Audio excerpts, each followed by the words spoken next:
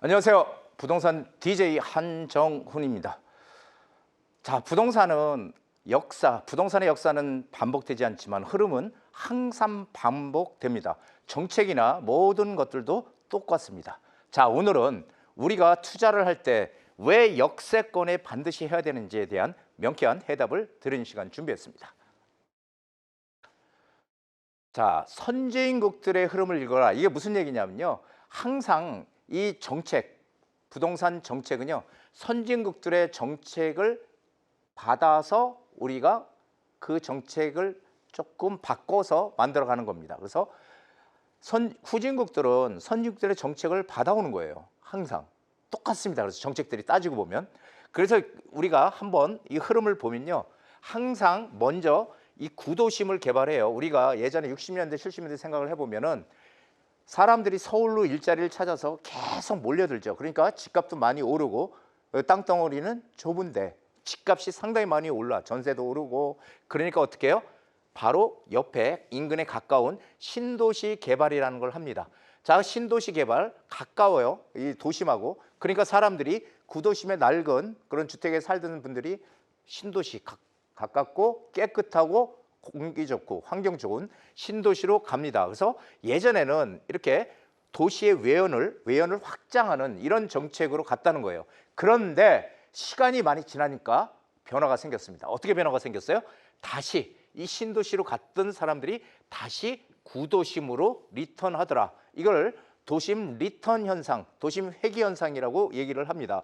그래서 이게 뭐냐면 한마디로 압축 도시 개념으로 도시계획이 전환이 된다는 거예요. 압축 도시는 뭐냐면은 컴팩시티라고 해서 압축 도시라는 개념이에요. 여기 한마디로 도심에다가 필요한 주거, 상업, 업무, 문화 공간들을 같이 넣는, 압축해서 만드는 그런 도시. 외연을 확장하는 게 아니고요. 이렇게 지금 정책이 바뀌었다는 겁니다. 자, 우리는 어떻게 될까요? 우리도 결국은 똑같겠죠. 자, 각 도시 개발의 이론의 공통점, 이게 뭐냐면요, 압축 도시, 제가 컴팩시티라고 했던 이 압축 도시의 개념은 유럽에서 쓰는 개념이고요, 뉴 어바니즘이라는 개념은 미국에서 쓰는 개념입니다. 어반 빌리지라는 개념은 영국에서 쓰는 개념입니다. 이 도시 개발의 이름이에요, 개념. 자, 그런데 이 이론들의 공통점만 제가 뺐습니다. 이 공통점이 뭐냐면은 이걸 보면은 우리도 앞으로 어떻게 갈 건지 알 수 있잖아요. 그렇죠? 자, 기존 도심 개발로 도시 확산을 방지하겠다. 점점 도시가 커지는 외연을 막겠다. 자, 그런데 이게 하나의 세계적인 흐름이라면 신도시를 만드는 거는 이 흐름에 배치가 되는 거겠죠. 그렇죠? 자, 그래서 도시 확산을 방지하겠다. 그리고 고층 고밀 개발하겠다. 그리고 1층에 건폐율을 낮춰서 1층에 녹지 공간, 이런 녹지 확보, 경관 보호를 하겠다. 그리고 친환경 교통 중심지 위주의 개발. 친환경 교통 중심지라는 바로 지하철 역세권을 얘기합니다. 역세권 상당히 중요하죠. 그리고 차량 이동을 최소화해서 에너지 낭비 방지. 그래서 이 외국 같은 나라는요, 한마디로 얘기해서 그 지역에서 차를 가지고 못 들어오게 막는 데도 있어요. 왜냐하면은 이 막 매연도 심하고 그러니까 아예 못 들어오고 통행료도 받고 이런 게 있거든요. 결국 이런 것이 도시개발 이론의 공통점이다라는 것도 생각해 봐야 돼요. 그러니까 우리도 이렇게 갈 것이다라는 거죠. 자, 역세권 개발이 모든 개발의 중심축이 된다, 이런 얘기 제가 항상 강의할 때 드리는데요. 자, 그렇다면 역세권의 범위는요, 지하철 승강장에서 직선거리로 500m까지를 역세권이라고 합니다. 반경 500m입니다. 자, 지하철 승강장이 있으면은 반경 500m까지 요 범위를 역세권이라고 얘기하는 겁니다. 자, 이게 재개발, 재건축 모든 것에 해당이 되는 겁니다. 서울시 2040 도시기본계획이라는 게 2040년도까지의 도시기본계획이죠. 이 도시기본계획에 획기적인 게 하나가 나왔는데 용도 지역제에서 비욘드 조닝으로 전환을 했다. 무슨 얘기예요? 잘 궁금하시죠? 자, 용도 지역이라는 건 뭐냐면요, 용도 지역이라는 거는 우리가 주거지역, 상업지역, 공업지역, 녹지지역, 뭐 우리 공인중개사 시험을 보면은 맨날 나오죠. 4대 용도지역에서 주상, 공록, 녹지지역까지. 그럼 주거지역은 주거지역에 필요한 것들만 들어와라. 주거지역에 상업적인 용도로 쓰는 시설은 들어오면 안 된다. 상업지역은 주거 용도는 들어오면 안 된다. 왜냐하면 상업시설들이 들어와야 되니까 이렇게 용도를 구분을 해놨어요. 근데 이게 비욘드 조닝이라는 이런 개념으로 전환을 했다. 그럼 비욘드 조닝이라는 게 뭐예요? 이게 조금 있다가 아마 나올 겁니다. 자, 그런데 왜 거리는 왜 500m인가? 근데 이게 상당히 유의미한 결과가 있습니다. 지하철이 생겼을 때, 지하철이 새로 생겼어요. 없던 지하철이 주변 아파트 가격에 미치는 범위가 500m까지라는 거예요. 아파트 가격에 미치는 범위가. 그래서 이게 시정개발연구원, 예전 시정개발연구원의 연구 결과, 우리가 보통 역세권은 500m다. 승강장에서 직선거리 이렇게 얘기했는데 연구를 해보니까요. 시정개발연구원에서 540m까지가 영향권에 들어오더라. 그래서 결국 500m라는 얘기가 맞는 거죠.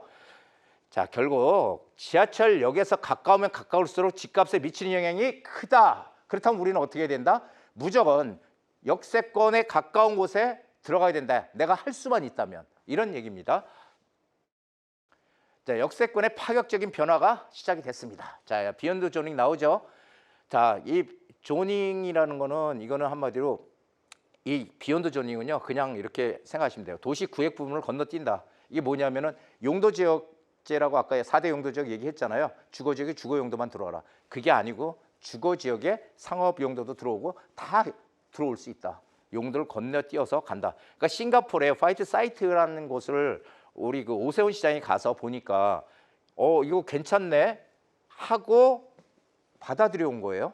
자, 그래서 이게 뭐냐면 화이트 사이트라는 건 뭐냐면 용도를 벗어나서 개발 사업자가 허용된 용적률 안에서 심의 없이 토지 용도를 자유롭게 개발할 수 있게 하는 방식. 이게 바로 화이트 사이트인데 이 결국은 비욘드 조닝도 같은 개념이다. 이렇게 보시면 되겠습니다. 그래서 주거와 상업 업무 문화를 공간은 한 공간에 배치하는 거. 이게 바로 복합 개발.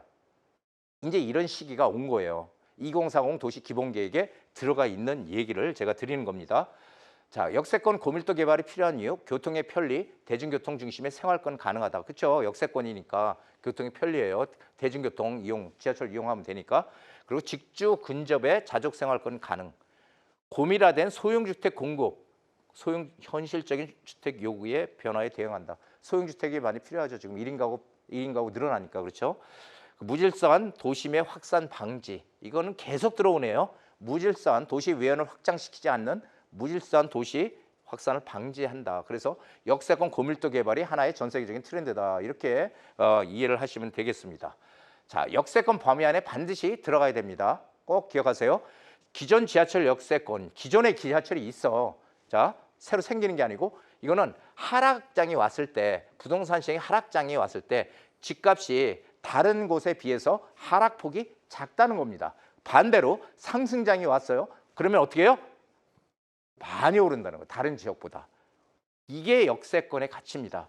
자, 그리고 새로 들어올 지하철 역세권은 집값 상승폭이 상당히 크겠죠. 없던 곳에 지하철이 생기면 얼마나 좋아요. 상당히 편하고. 그렇죠? 그렇기 때문에 집값 상승폭은 상당히 큰 것입니다. 근데 여기서 주의할 게 하나 있죠. 이 경전철이 지금 뭐 우이신설 경전철 뭐 해가지고 경전철, 우이정부 경전철, 용인 경전철 들어왔지만 아직까지 성공 사례가 별로 없죠. 이 경전철은 한마디로 지하철이 없어서 끊어진 지역을 연결시켜주는 두냥짜리에 불과합니다. 그래서 경전철의 효과가 전혀 없다는 건 아니지만 효과는 우리가 생각했던 지하철이 들어오는 효과랑은 다르다. 그러니까 미미하다. 그래서 뭐 경전철이 생기니까 이게 엄청 투자 가치가 있을 것이다. 경전철 보고 투자는 절대 하면 안 된다라는 것을 기억을 하셔야 됩니다. 자, 재개발 재건축 시장 향후 희비가 상당히 엇갈릴 것입니다. 지금은 상당히 지정은 많이 해놨지만 수많은 개발 지역 중 서울 같은 경우에 수많은 개발 지역 중 될 곳은 따로 있습니다. 다 되는 게 아니라는 거예요. 지정만 해놨다고 다 되는 게 아니라는 거죠. 향후 재개발 투자가 우리의 앞으로의 미래를 결정해 줄 것이다. 이 믿음이 갑니까? 자, 재개발 투자가 지금 상당히 중요한 시기입니다. 재건축 시장이 지금 상당히 좀 어렵기 때문에 사업성 좋은 곳을 찾는 게 관건이다. 우리가 옛날에는 입지 가치가 최우선의 가치다 이렇게 얘기를 했죠. 지금 현 트럼프 대통령도 부동산은 뭐예요? 로케이션이다 이런 얘기 많이 했어요. 입지가치. 그런데 지금은 입지가치보다 더 중요한 게 바로 사업성입니다. 이 사업성이 안 좋은 데들은 죽었다 깨도 진행이 안 될 거예요. 그래서 이 사업성 좋은 곳, 즉 진행이 계속 될 곳을 찾아 들어가는 그런 전략이 필요하다라는 거 이거 꼭 기억을 하시기 바랍니다. 자, 서울 투자 시 반드시 알아야 될 투자 전략 공개 저희 세미나 무료 세미나니까요. 언제든 오셔서 여러분들의 돈 되는 그런 정보들 가져가시기 바랍니다. 자, 오늘 여기까지입니다.